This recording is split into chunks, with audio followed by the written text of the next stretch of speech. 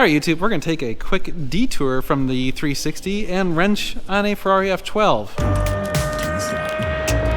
are you recording all of the nefarious activities? We have an interested buyer in this car, and so I just drove it to get an inspection, and we noticed that the battery is, well, it's having a little difficulty starting this car, and that's after having sat on the tender. So that battery needs to go. That's usually a sign that you're screwed on the battery, is if you have it on the tender and it still has issues, that battery's done. So time to go get a new battery. I would throw an anti-gravity in it, but they're coming to come buy it tomorrow, so I need battery now. Otherwise I would throw an anti-gravity in there, but you can buy those on our website, normalguysupercar.com. We do love those things. They're amazing.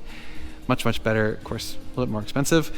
Anyway, there's the battery. It's underneath this little panel, so it's tucked away, and yeah, I think we have to pull off this and that to get access to be able to pull this thing out, because that's in there. Let's unscrew some panels and see what we can do. I don't know why, but Ferrari loves to intermix like wood screws that are Phillips with 4mm. So you got all these 4mm Allens, and then you have these like wood screws going into the plastic. So anyway, you got more of those on this guy. It's kind of annoying. All right, I think maybe I can get it out. I popped off the negative terminal post right there. I gotta pop off the positive, and then we'll have to get the battery clamp and all that. Pretty sure you gotta take this off. You think so? Yeah. Shit. All right, yeah, maybe I gotta take this too. I remember right, you do. It looks like you do. Yeah, it's like it's gonna be impossible without it. Okay. Let me tell you, that is a pain in the ass. Holy crap. And it's a Group 48 or 49H8 battery.